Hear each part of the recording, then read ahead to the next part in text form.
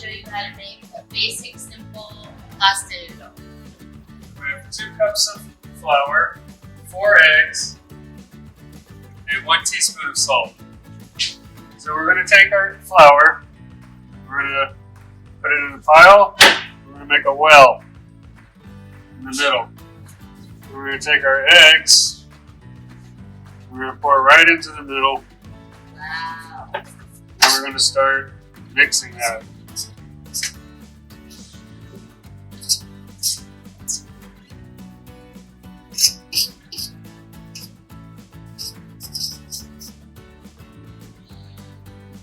While we're mixing, we'll add our salt. Now, can we use our hands if need be? You can use your hands, but I like to use my hands later on when the dough starts coming together, because right now it'll get really sticky and your fingers will be completely coated with a mess. And it's harder to work with it by then. So you suggest a fork? A fork in the beginning.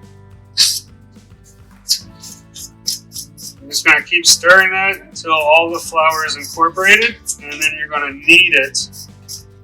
And while you're kneading it, what you're doing is working all the gluten out of the flour.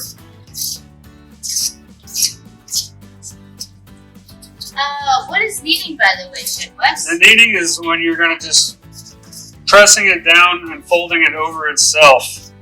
Gently or roughly? With a firm pressure. Because you want that heat to build up, and that's what's going to work the gluten out of the flour. So these are pretty much just the basic ingredients to make pasta. Yes, correct. Because some people, including myself, find it hard to, make pasta, but really it looks simple. It's very simple. If you want to elaborate and think outside the box while you're making pasta, you can add roasted garlic puree, you can do minced herbs, you can even use essential oils to flavor your pasta. At home, I use basil oil. Sometimes I'll use rosemary oil or thyme essential oils. You get a really nice flavor like that. Do you think the flavor from homemade pasta is better than store-bought pasta? Oh, absolutely. It's by far better. It cooks faster than dried pasta, so you won't have to watch out while you're cooking it. But the flavor and the texture are far superior. So here I'll be able to remove the fork, and then I'm going to just start folding it over on itself.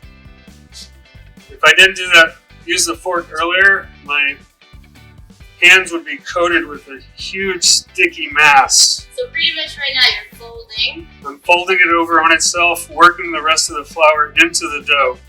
If it was too dry, you can incorporate like a teaspoon or half a teaspoon of water, a little bit at a time, because a little bit of water is going to go a long way.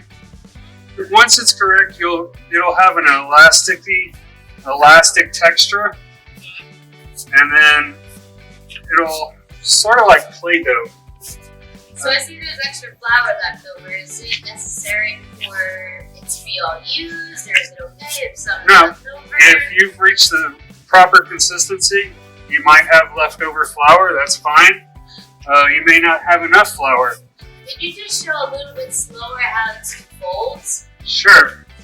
You're going to pull over and press down with your palm. Okay. Over and down. Each side, pretty much. Yep, and you're going to just spin it around while you're doing that.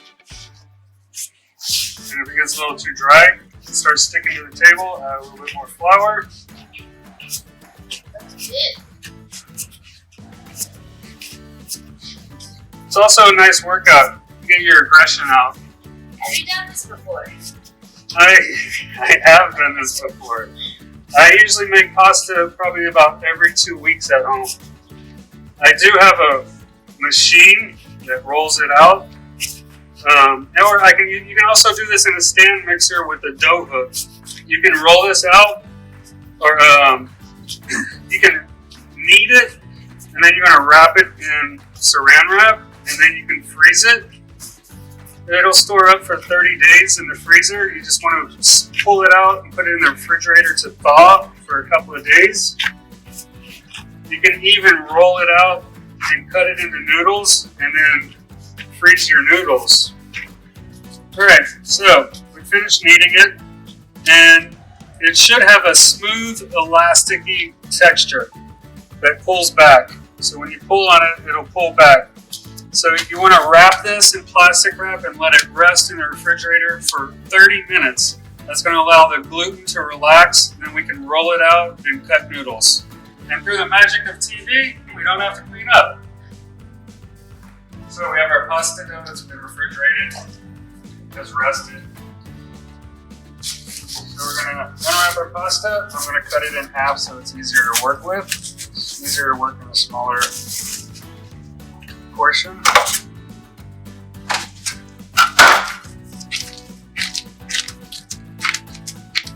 Form it into a ball.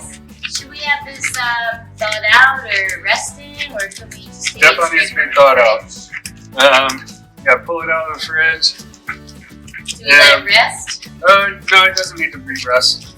Unless it's really stiff, then you would want it to come to room temperature a little bit.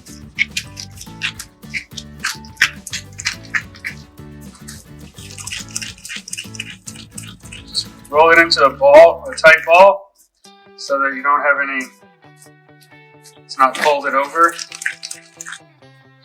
I'm going to take a little flour for rolling it out. Flatten it out into a disc.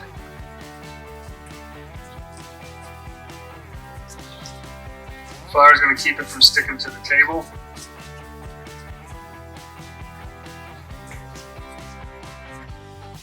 Then we're going to use our rolling pin. Roll from the center outward. And you can turn it while you're rolling it. And it's going to stretch. And you can see it come back to its own shape. So it's going to take a little bit of pressure. And then remember to roll from the center outward.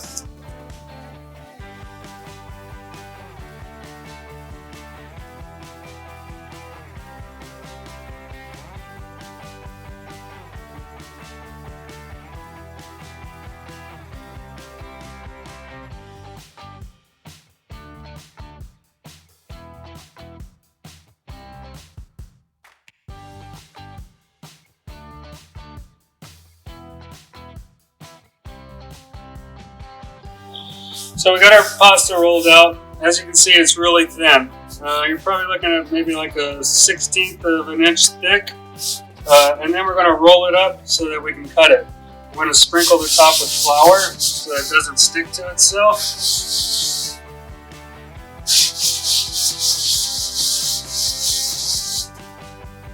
And we're just going to start on one end, on the edge, and just start rolling it up.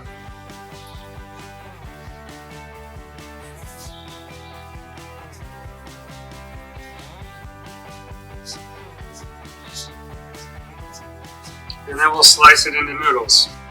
So we're going to slice it into noodles, about 1/4 of an inch thick.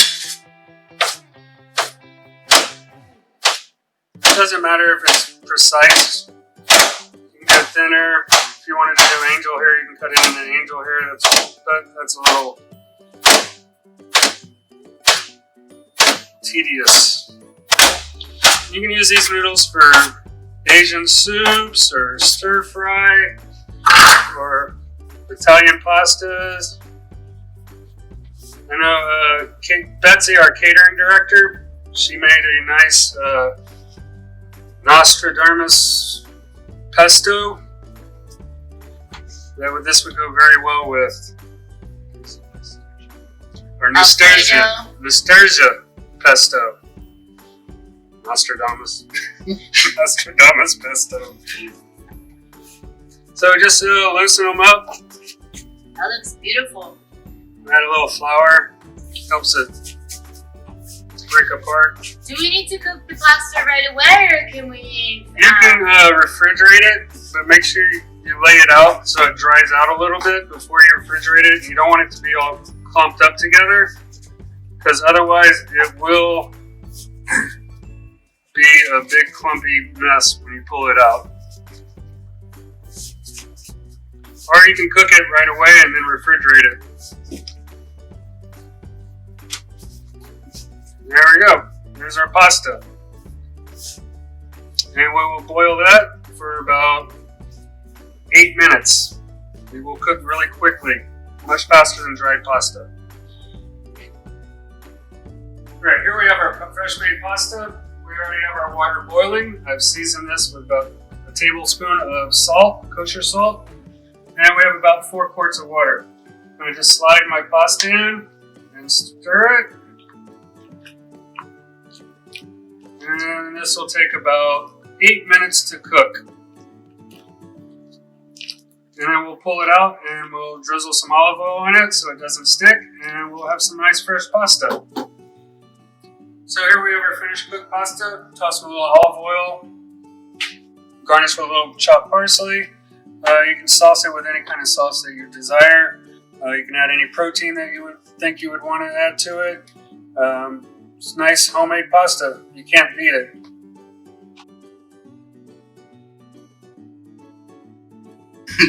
Ready and action.